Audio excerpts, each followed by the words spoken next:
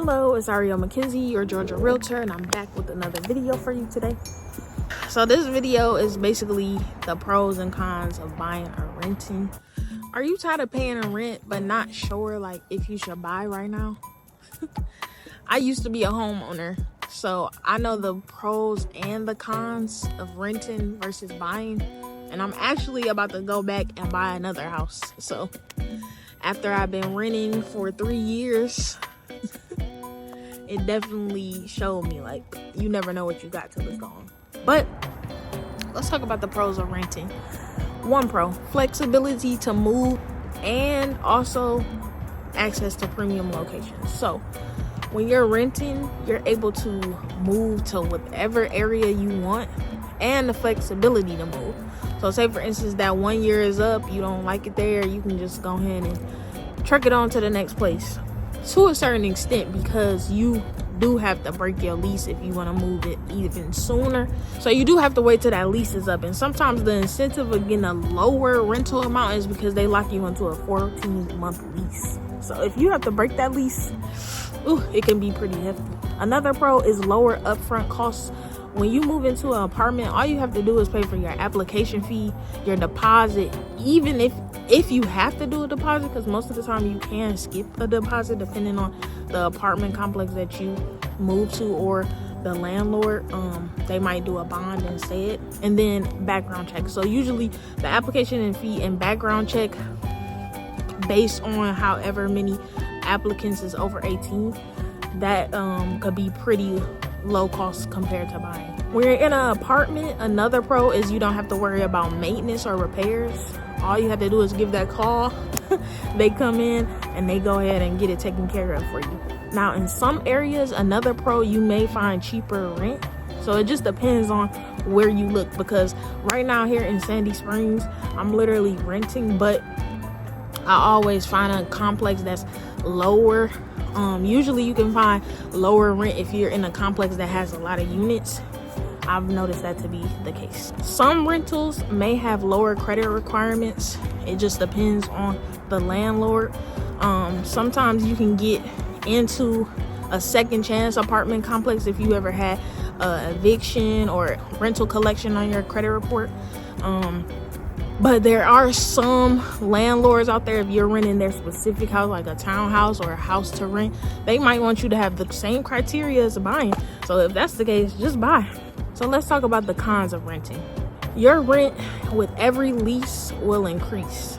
Unless you got a good landlord who is like, nah, I don't want to increase it this year. But more than likely, every rental renewal has an increase of rent. Like I talked about before, another con can be breaking the lease, can be very expensive. If you have to move somewhere, just for example, I had an apartment complex and I had to move because it was roach infested and I was not dealing with that. I literally lived there for 2 weeks. That comes with having to break your lease, and then you have to pay thousands of dollars just to move, even though you just paid thousands to move in. Another con is there's no equity over time when you're renting. Like when you literally rent, you're paying someone else's mortgage, and then once you leave, you have like nothing to really show for it. Like renting for 3 years, I literally spent like $40,000, and with that $40,000, I could have bought a house where I'm going out to Detroit. So it's definitely no equity. So other added fees can definitely cause a strain on your finances. That would be another con. Usually when you're in an apartment complex, not only do you have to pay rent, but then you have to pay the water utilities based on the bedroom count, as well as they might make you pay for a parcel locker. They might make you pay for valet trash. They might make you pay for the utilities in common areas. So all of that can put a financial strain on you if your budget was just that rental amount. Last con would be the lack of stability. So say for instance, if you're in a rental apartment or condo or townhouse and they want to sell, they might say you have to move out. Or if they want to evict you, or if they just terminate their lease because they don't want to no longer rent to you. It could be any reason, but that's the lack of stability, because they can tell you you gotta leave at any point. Now let's talk about the pros of buying. So the first pro is stability. Nobody can tell you to get out unless you foreclose. If you are stable enough to stay in there and pay your mortgage on time, basically you have your stability. Building equity would be another pro of buying, because once you are in that house, your house will appreciate. Another pro of buying is it's a financial investment. So if you, like, I had a house and I stayed there for 2 years. I literally didn't have to stay, you know, when they say, oh, it's a 30-year.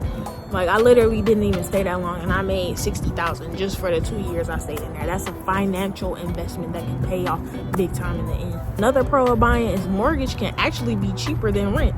Like, I had a 2-bedroom that I was paying $1,446. Then I moved to a 1-bedroom. I was paying $1,100. But I'm about to buy a house that's only $933, and that's a 3-bedroom. So it can definitely be cheaper. Speaking of that, another pro would be the protection from sudden increases. So even though my mortgage is $933, basically the mortgage is not gonna like change for my payment unless I either get some they up the taxes on it or something like that, or my homeowner's insurance quote go up. But more than likely my payment is gonna stay at $933 for the years to come. The last pro of buying that I would say is tax benefits. So when I had my first house and I was able to claim that on my taxes, I definitely got a tax credit just for having a home and being a homeowner. So let's talk about the cons of buying. The most con of buying can be the high upfront costs. So when you're buying a house, you have to pay for inspection, you have to pay for earnest money, you have to pay for appraisal, you have to pay your down payment if any, and you have to pay closing costs and realtor fees if the seller does not pay your agent. Another con of buying is maintenance and repairs are on you.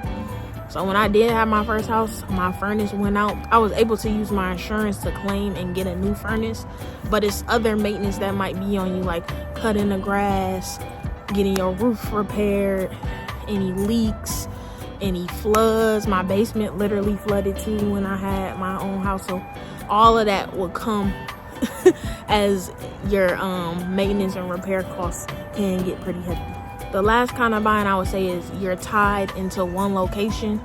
However, if you make sure that that location is the location that you really want to be in and live in, then you don't have to look at this as a con. But if it's somewhere that you wanted to stay and then in 1 year you're like, I don't really want to be here anymore, then you'll just have to go through the motions of selling the home. But it's not as easy as just breaking your lease or waiting a year and then your lease is up and then you can leave. So with all that being said, which one do you think is the best? Comment down below. If you are considering moving and transitioning from renting to buying a house and you need advice, give me a call or comment down below. I'm here to help you make the best decision, as I've done both, so I can speak to both sides. If you want to hear more videos like this, make sure you like, comment, subscribe, hit that notification bell, and make the sale with Ariel.